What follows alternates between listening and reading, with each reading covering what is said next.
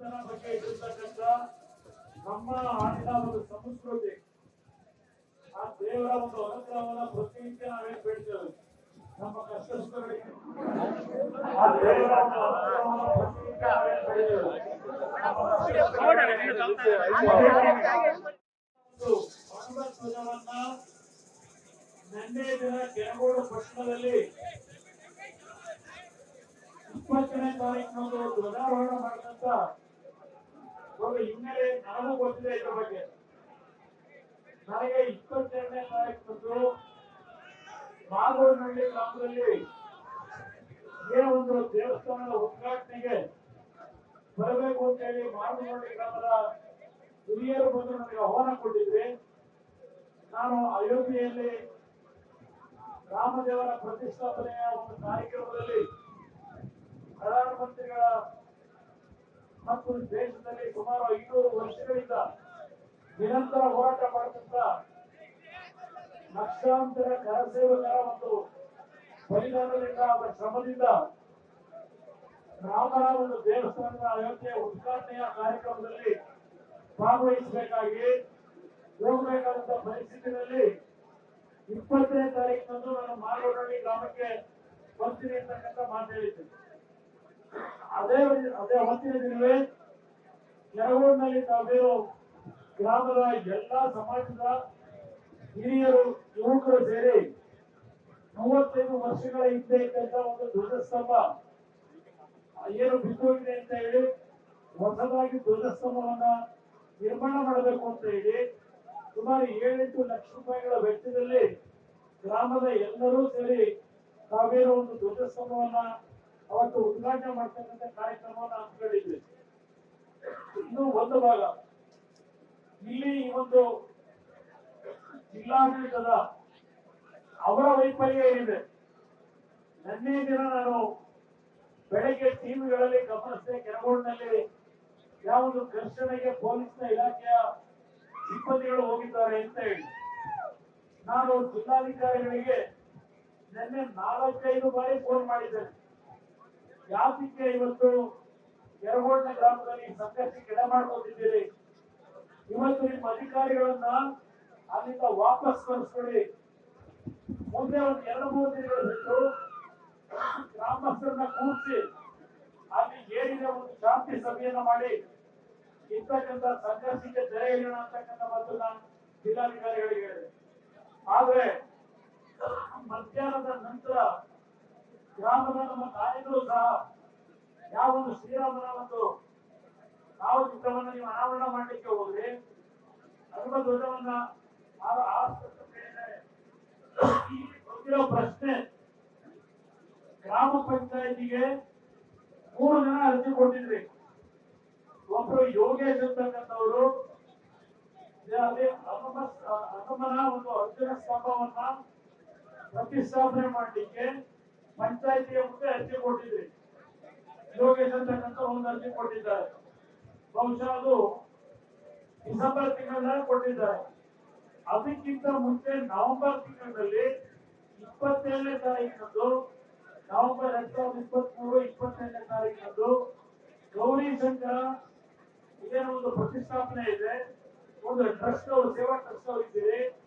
ತಾವು ಒಂದು ನವೆಂಬರ್ ತಿಂಗಳಲ್ಲಿ ಧ್ವಜಸ್ತಂಭ ಅಂತಕ್ಕಂಥದ್ದು ಕೇಳ್ತೀರಿ. ಧ್ವಜಸ್ತಂಭವನ್ನು ನಿಲ್ಲಿಸಲಿಕ್ಕೆ ಪಂಚಾಯತಿಯ ಮುಂದೆ ಅನುಮತಿಯನ್ನು ಕೋರಿ ಅರ್ಜಿ ಹಾಕಿದೆ. ಅದರ ಆಧಾರದ ಮೇಲೆ ಒಂದು ಸಭೆ ನಡೀತದೆ ಪಂಚಾಯತಿಯಲ್ಲಿ. ಆ ಒಂದು ಸಭೆಯ ದಿನ ಸುಮಾರು 8 ವಿಷಯಗಳನ್ನ ಸಭೆಯಲ್ಲಿ ಮಂಡನೆ ಮಾಡ್ಕೊಂಡಿದ್ದಾರೆ. ಆ ಸಭೆಯಲ್ಲಿ ತೆಗೆದುಕೊಂಡಂತ ನಿರ್ಣಯ, ಗ್ರಾಮ ಪಂಚಾಯತಿಯಲ್ಲಿ ತೆಗೆದುಕೊಂಡಂತ ನಿರ್ಣಯ ಯಾವುದು?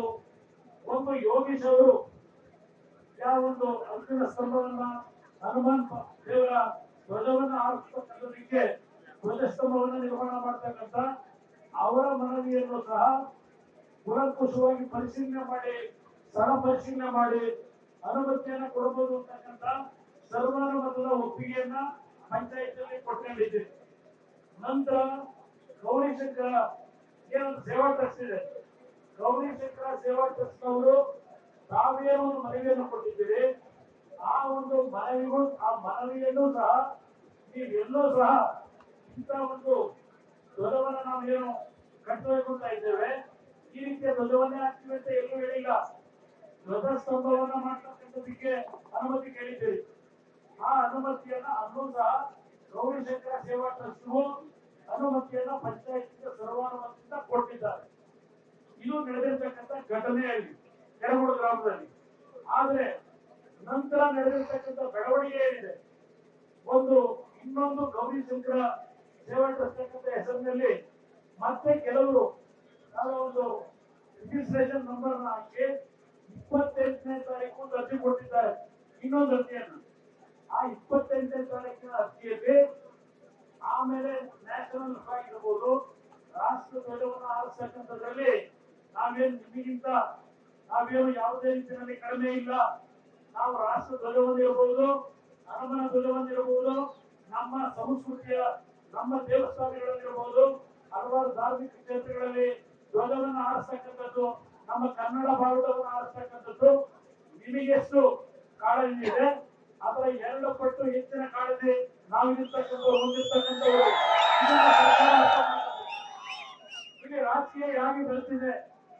ನಂತರ ಆ ಇನ್ನೊಂದು ಟ್ರಸ್ಟ್ ಇಂದ ಒಂದು ಮುಚ್ಚಳಿಕೆ ಬರ್ಕೊಂಡಿದ್ದೇವೆ ಅಂತೇಳಿ ಅದು ಮುಚ್ಚಳಿಕೆಯನ್ನ ಈ ಘಟನೆಗಳು ನಡೆಯತಕ್ಕಂತ ಸಂದರ್ಭದಲ್ಲಿ ಕ್ರಿಯೇಟ್ ಮಾಡ್ಕೊಂಡಿದ್ದಾರೋ ಇದನ್ನ ಇವತ್ತು ತನಿಖೆ ಆಗಬೇಕಾಗಿದೆ. ಗ್ರಾಮದಲ್ಲಿ ಎಲ್ಲಾ ರೀತಿಯ ಒಂದು ಸ್ವಭಾವದಿಂದ ಮನೋಭಾವದಲ್ಲಿ ಶಾಂತಿಯಿಂದ ಇದ್ದಂತ ಕೆಲವುಗಳನ್ನ ಎಲ್ಲ ತಂದೆ ತಾಯಿಗಳು, ಅಣ್ಣ ತಮ್ಮಂದರು, ಸಹೋದರ ಮನೋಭಾವದಲ್ಲಿ ನಾವೆಲ್ಲರೂ ಸೇರಿ ನಿಮ್ಮ ಹಣದಲ್ಲಿ ಆ ಧ್ವಜಸ್ತಂಭವನ್ನ ರಚನೆ ಮಾಡಿದ್ವಿ, ಧ್ವಜಸ್ತಂಭವನ್ನು ಕಟ್ಟಿದ್ದೇವೆ. ಇವತ್ತು ಆ ಧ್ವಜಸ್ತಂಭದಲ್ಲಿ ನನಗೆ ತಿಳಿದಂತ ಮಾಹಿತಿ 16ನೇ ತಾರೀಕು 17ನೇ ತಾರೀಕು ಕೆಲವು ಪತ್ರ ವ್ಯವಹಾರಗಳನ್ನು ಮಾಡ್ಕೊಂಡಿದ್ದಾರೆ. ಅದೆಲ್ಲವನ್ನ ಕಳಿಸಿದ್ದೇನೆ. ಅದೆಲ್ಲ ಒಂದು ಭಾಗ. ಇಲ್ಲಿ ಇರ್ತಕ್ಕಂಥ ಪ್ರಶ್ನೆ ನಾನು ಜಿಲ್ಲಾಧಿಕಾರಿಗೆ ನೇರವಾಗಿ, ಸರ್ಕಾರಕ್ಕೆ ನೇರವಾಗಿ ಕೇಳಲಿಕ್ಕೆ ಬಯಸ್ತೇನೆ. ಇವತ್ತು ನೀವು 15 ಕಿಲೋಮೀಟರ್ಗಳ ಪಾದಯಾತ್ರೆಯನ್ನು ಮಾಡ್ತಕ್ಕಂಥದಕ್ಕೆ ಸರ್ಕಾರದ ಉತ್ತರತರ ಇಲ್ಲಿ ಏನು ಹೆಸರು ಅನಂತಯ್ಯ ಅಂತ ಹೇಳಿ ಮೆರವಣಿಗೆಯಲ್ಲಿ ಬರಬೇಕಾದ್ರೆ ಯಾವೊಂದು ಪೊಲೀಸ್ ದೌರ್ಜನ್ಯದಲ್ಲಿ ಎಲ್ಲರೂ ಕಂಡೋಗಿದ್ರೆ ಈ ಪೊಲೀಸ್ ಇಲಾಖೆ ನಮ್ಮ ಪೊಲೀಸ್ ವರಿಷ್ಠಾಧಿಕಾರಿ ಕೇಳ್ತೀರಿ, ಜಿಲ್ಲಾಧಿಕಾರಿಗೆ ಏನಾದ್ರು ಈ ಮನುಷ್ಯರಿಗೆ ಕಂಡೋಗಿದ್ರೆ ಕಂಡು ನೀವು ದುಡ್ಡು ಕೊಡ್ತಾ ಇದ್ರೆ ಕೇಳಿ ಬೈತೀವಿ. ಎಷ್ಟು ದಿನ ಮಾಟ ನಡೀತದೆ, ಎಷ್ಟು ದಿನ ಮಾಟ ನಡೀತದೆ. ಎಚ್ಚರಿಕೆಯಿಂದ ಇರಬೇಕು ಅಂತ ಹೇಳ್ತೇನೆ.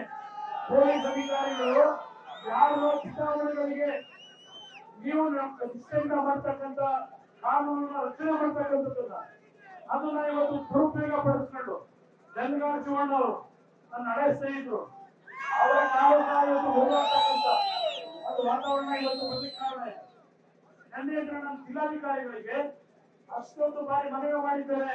ಇವತ್ತು ಪೊಲೀಸ್ ಅಧಿಕಾರಿಗಳನ್ನ ಕಳಿಸಿದ್ದೀರಿ, ಅವ್ರನ್ನೆಲ್ಲರೂ ವಾಪಸ್ ಕಳಿಸಿ ಕೂತು ಗ್ರಾಮಸ್ಥರನ್ನ ಎಲ್ಲ ಜೊತೆ ಚರ್ಚೆ ಮಾಡಿ ಗ್ರಾಮದ ಏನೊಂದು ಅವರ ಭಾವನೆಗಳಿದೆ ಆ ಭಾವನೆಗಳಿಗೆ ಎಲ್ಲೂ ಧಕ್ಕೆ ಬರದೇ ಇರ್ತಕ್ಕಂಥ ರೀತಿಯಲ್ಲಿ ತೀರ್ಮಾನಗಳಾಗಬೇಕಾಗ್ತದೆ ಇರ್ತಕ್ಕಂಥದ್ದನ್ನ ಜಿಲ್ಲಾಧಿಕಾರಿ ನಾವು ಹೇಳಿದ ನಂತರ ಮಧ್ಯಾಹ್ನ 3 ಗಂಟೆಗೆ ಉತ್ತರಾಖಂಡದಲ್ಲಿ ಅಧಿಕಾರ ಇದೆ ಅಂತ ಹೇಳಿ ನಮ್ಮ ರಾಷ್ಟ್ರ ಧ್ವಜವನ್ನ ನೀವು ಆರಿಸ್ತಕ್ಕಂಥ ಕೆಲಸ ಮಾಡಿದ್ದೀರಿ.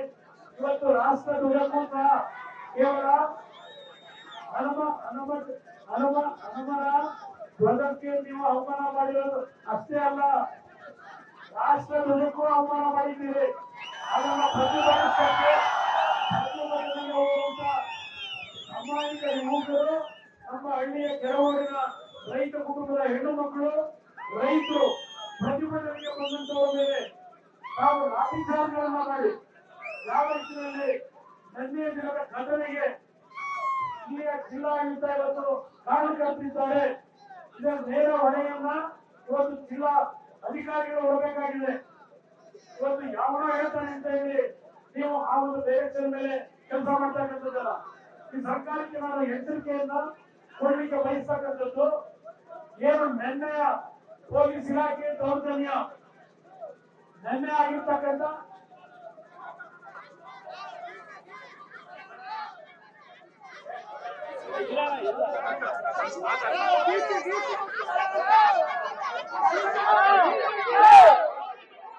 ನಿನ್ನೆ ದಿನದ ಸರ್ಕಾರದ ನಡವಳಿಕೆ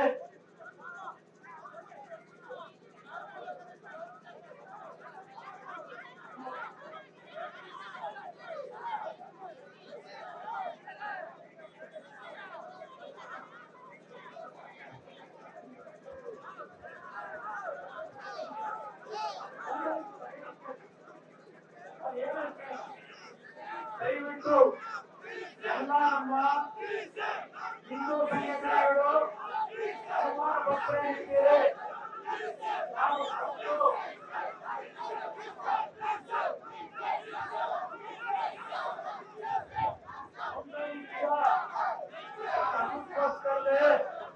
ಅದಕ್ಕೋಸ್ಕರಲೇ ಹೇಳ್ತಾ ಇರೋದು. ಇಲ್ಲಿ ಯಾವೊಬ್ಬ ಸಣ್ಣ ಅಧಿಕಾರಿ ಬಗ್ಗೆ ಹೇಳಲ್ಲ. ನಾನು ನೋಡಿದ್ದೇನೆ. ಅಧಿಕಾರಿ ಯಾವೊಂದು ಪತ್ರ ಮಾಡ್ಕೊಂಡಿದ್ದಾರೆ, ಈಗ ಸೃಷ್ಟಿ ಮಾಡಿದ್ದಾರೆ. 16ನೇ ತಾರೀಕು 15ನೇ ತಾರೀಕು ಪತ್ರಗಳನ್ನ ಯಾವ ರೀತಿ ಸೃಷ್ಟಿ ಮಾಡ್ಕೊಂಡಿದ್ದಾರೆ. ಸರ್ವಾನುಮತದಿಂದ ಪಂಚಾಯಿತಿಯಲ್ಲಿ ನೀವು ಠರಾವನ್ನ ಹೊರಡಿಸಿದ ನಂತರ ಧ್ವಜಸ್ತಂಭವನ್ನು ಮಾಡ್ತಕ್ಕಂಥದಕ್ಕೆ 27/11/2023 ಅರ್ಜಿ ಕೊಟ್ಟಿರೋದು. ಧ್ವಜಸ್ತಂಭವನ್ನ ನೀವು ಪ್ರಾರಂಭ ಮಾಡಿರ್ತಕ್ಕಂಥದ್ದು 20ನೇ ತಾರೀಕು ಅವತ್ತೇ ಉದ್ಘಾಟನೆ ಮಾಡಿದ್ವಿ. ಈ 4 ದಿನಗಳಲ್ಲಿ ಯಾವ ಚುನಾವಣೆ ಮಾಡ್ಕೊಂಡ್ರಿ ಅಲ್ಲಿ ಶಾಂತಿಯಿಂದ ಜೀವನ ನಿರ್ವಹಣೆ ಮಾಡ್ತಕ್ಕಂಥ ನಮ್ಮ ರೈತ ಕುಟುಂಬಗಳ ಮೇಲೆ ನಿನ್ನೆ ದಿನ ಏಕಾಏಕಿ ಯಾರೋ ಹೇಳಿದ್ರು ಅಂತ ಹೇಳಿ ನಮ್ಮ ಅಧಿಕಾರಿಗಳು ಬೇರೆ ಬೇರೆ ಕಡೆಯಿಂದ ಹೆಚ್ಚುವರಿ ಪೊಲೀಸ್ ಸಿಬ್ಬಂದಿಯನ್ನು ತೆಗೆದುಕೊಂಡು ಒಂದು ನಿನ್ನೆಯ ನಮ್ಮ ಅಮಾಯಕರ ಮೇಲೆ ದೌರ್ಜನ್ಯ ನಡೆಸಿದ್ದೇವೆ. ಇದನ್ನ ಅಷ್ಟು ಸುಲಭವಾಗಿ ಅರಗಿಸ್ಕೊಳ್ಳಿಕ್ಕೆ ಸರ್ಕಾರಿ ಸಾಧ್ಯ ಇಲ್ಲ. ಈ ಸಂದರ್ಭದಲ್ಲಿ ನಮ್ಮ ರಾಜಕೀಯದ ಪ್ರಶ್ನೆ ಅಲ್ಲ.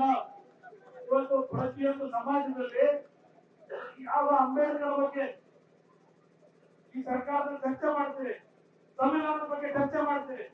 ಸಂವಿಧಾನದಲ್ಲಿ ಪ್ರತಿಯೊಬ್ಬ ವ್ಯಕ್ತಿಗೆ ಎಲ್ಲಾ ರೀತಿಯ ಒಂದು ಅವರ ಜೀವನದಲ್ಲಿ ಆ ವ್ಯಕ್ತಿಯಲ್ಲಿರ್ತಕ್ಕಂಥ ಭಾವನೆಗಳನ್ನ ಅನುಷ್ಠಾನಕ್ಕೆ ತರ್ತಕ್ಕಂಥದಕ್ಕೆ ಅವಕಾಶವನ್ನ ಬಾಬಾ ಸಾಹೇಬ್ ಅಂಬೇಡ್ಕರ್ ಅವರು ಪ್ರತಿಯೊಬ್ಬ ನಾಗರಿಕರಿಗೆ ಆ ಸಂವಿಧಾನದಲ್ಲಿ ಕೊಟ್ಟಿರ್ತಕ್ಕಂಥದ್ದು.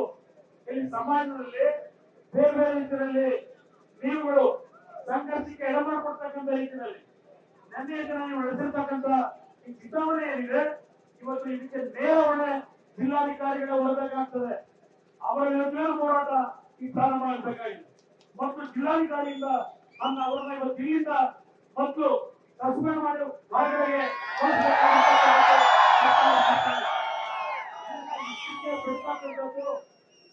ಬಿಡ್ತಕ್ಕಂಥ ಪ್ರಶ್ನೆ ಇಲ್ಲ. ಈಗಾಗಲೇ ಕೆರಗೋಡದಲ್ಲಿ ನಡೆದಂತ ಅಮಾಯಕರ ಮೇಲಿನ ದೌರ್ಜನ್ಯದ ವಿರುದ್ಧ ಇಡೀ ರಾಜ್ಯದಾದ್ಯಂತ ಇವತ್ತು ನಮ್ಮ ಬಿಜೆಪಿಯ ಸ್ನೇಹಿತರುಗಳಿರ್ಬೋದು ಎಲ್ಲಾ ಭಾಗದಲ್ಲೂ ಇವತ್ತು ಯಾವ ಪ್ರತಿಭಟನೆಗಳು ನಿಮ್ಮ ಪರವಾಗಿ ಧ್ವನಿಯೆತ್ತಿ ಇಡೀ ರಾಜ್ಯದ ಹಲವಾರು ಭಾಗದಲ್ಲಿ ಪ್ರತಿಭಟನೆಯನ್ನ ಇವತ್ತು ನಮ್ಮ ಬಿಜೆಪಿ ಸ್ನೇಹಿತರು ಈಗಾಗಲೇ ಪ್ರತಿಭಟನೆ ನಡೆಸ್ತಾ ಇದ್ದಾರೆ. ಇದು ಮೊದಲನೆಯ ಎಚ್ಚರಿಕೆ. ನಮ್ಮ ಸಿಟಿ ರವಿ ಅವರು ಮಾತು ಹೇಳುದು, ಯಾವ ಹನುಮಂತರನ್ನ ಕೆಣಕಿ ಲಂಕಾ ದಹನವಾಯಿತು, ಯಾವ ಹನುಮಂತರನ್ನ ಕೆಣಕಿ ರಾವಣನ ಹತ್ಯೆ ಆಯಿತು, ಆ ರೀತಿಯ ಒಂದು ಇತಿಹಾಸ ನಮ್ಮ ದೇಶದ ಸಂಸ್ಕೃತಿಯಲ್ಲಿ ಪ್ರತಿನಿತ್ಯ ನಾವೇನು ಕಾಣ್ತಾ ಇದ್ದೇವೆ. ಈ ರೀತಿಯ ನಿಮ್ಮ ಪುರಾಣಿತ ಇವತ್ತು ನಮ್ಮ ರೈತರು ಬೆಳೆ ಬೆಳೆಯಲಿಕ್ಕಾಗದೆ ಸಂಕಷ್ಟದಲ್ಲಿದ್ದಾಗ ಪರಿಹಾರ ಕೊಡ್ತಕ್ಕಂಥ ಯೋಚನೆ ಇರ್ತಕ್ಕಂಥ ನೀವು ಅಮಾಯಕ ರೈತರ ಮೇಲೆ ದೌರ್ಜನ್ಯ ನಡೆಸಿ ಇವತ್ತು ಕೆರಗೋಡಿನಲ್ಲಿ ಇಂಥ ಒಂದು ಘಟನೆಗೆ ಕಾರಣಕರ್ತರಾಗಿರ್ತಕ್ಕಂಥವ್ರು ಯಾರೇ ಇರಲಿ ಅವರ ಮೇಲೆ ಇವತ್ತು ಸರ್ಕಾರ ಕ್ರಮ ತೆಗೆದುಕೋಬೇಕು ಅಂತಕ್ಕಂಥದ್ದನ್ನ ಈ ರಾಜ್ಯದ ಮುಖ್ಯಮಂತ್ರಿಗೆ ಜಿಲ್ಲಾಡಳಿತ ಅಂದ್ರೆ ಎಲ್ಲ ಸೇರ್ತಾರೆ. ಜಿಲ್ಲಾಡಳಿತ ಅಂದ್ರೆ ಎಲ್ಲ ಸೇರ್ತಾರೆ. ಅದು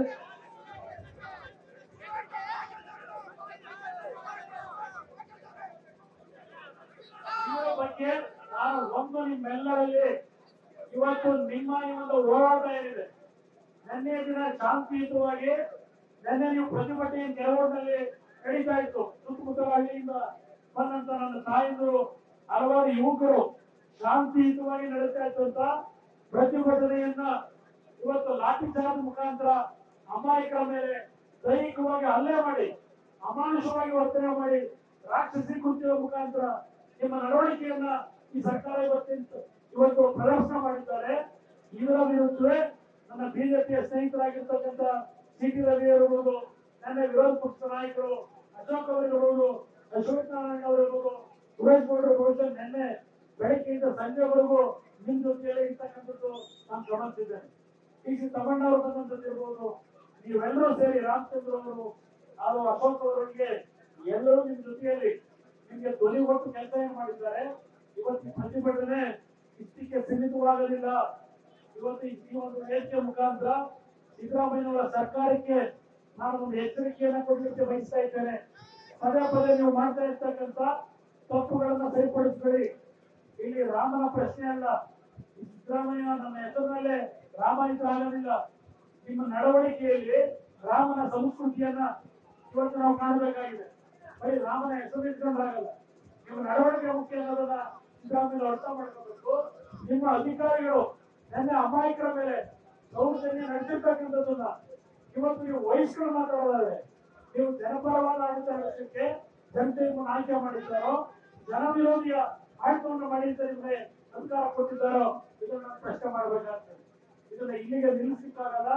ನಿಮ್ಮ ಹೋರಾಟಕ್ಕೆ ನಿಮ್ಮ ಜೊತೆಯಲ್ಲಿ ನಾವು ಸದಾ ಇದ್ದೇವೆ. ಇದು ರಾಜಕೀಯದ ಹೋರಾಟ ಅಲ್ಲ, ನಮ್ಮ ಸ್ವಾರ್ಥದ ಹೋರಾಟ ಅಲ್ಲ.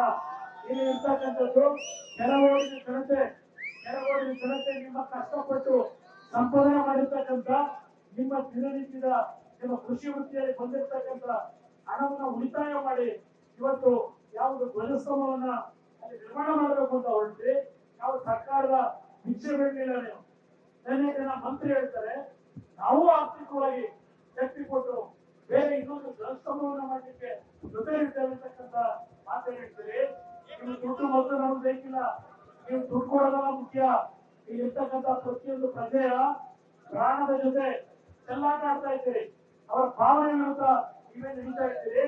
ಇದರ ವಿರುದ್ಧ ನಮ್ಮ ಜನತೆಯ ಹೋರಾಟ ಇದೆ. ಯಾವುದೇ ಒಂದು ರಾಜಕೀಯದ ಒಂದು ಆಭಾರ ಸ್ಥಿತಿಯ ಹೋರಾಟ ಅಲ್ಲ. ನಾನು ಇವತ್ತು ಬಂದಿರತಕ್ಕಂಥದ್ದು ಕಾನೂನು ಬಾಹಿರವಾಗಿ ಎಲ್ಲಾ ರೀತಿಯಲ್ಲಿ ನಿಮ್ಮ ಉಲ್ಲಂಘನೆ ಏನಾಗಿದೆ, ಪಂಚಾಯತ್ ತೆಗೆದುಕೊಂಡಂತ ನಿರ್ಧಾರಗಳೇನಿದೆ, ಅದಾದ ನಂತರ ಸುಳ್ಳು ದಾಖಲೆಗಳನ್ನ ಸೃಷ್ಟಿ ಮಾಡಿ ಕಳೆದ 3-4 ದಿನದಲ್ಲಿ ಏನು ನಿಮ್ಮ ರಾಜಕೀಯ ಮಾಡಿರ್ತಕ್ಕಂಥದ್ದು ರಾಜಕೀಯ ನಿಮ್ಮಿಂದ. ಇವತ್ತು ಅವರಿಗೆ ಯಾರನ್ನ ಕೆಲವನ್ನ ಕಳಿಬೇಕಾದ್ರೆ, ಬಹುಮಾನ ಕೊಡ್ಬೇಕಾದ್ರೆ ನರ ಕೊಡ್ಲಿಲ್ಲ, ಮತ್ತೊಬ್ಬರು ಕೊಡ್ಲಿಲ್ಲ, ಇವರು ಮಾಡಿರ್ತಕ್ಕಂಥ ಬೇರೆಯವರು ಕರೆದು ಮೈತ್ರಿ ಪಕ್ಷದ ನಾಯಕರು ಇವತ್ತು ಜಂಟಿಯಾಗಿ ಮಂಡ್ಯದ ಡಿಸಿ ಕಚೇರಿಯ ಎದುರು ಹೋರಾಟವನ್ನ ನಡೆಸ್ತಾ ಇದ್ದಾರೆ. ಈ ಸಂದರ್ಭದಲ್ಲಿ ಮಾಜಿ ಮುಖ್ಯಮಂತ್ರಿ ಕುಮಾರಸ್ವಾಮಿ ಅವರು ಸರ್ಕಾರಕ್ಕೆ ಮತ್ತು ಅಧಿಕಾರಿಗಳಿಗೆ ಎಚ್ಚರಿಕೆಯನ್ನ ಕೊಟ್ಟಿದ್ದಾರೆ.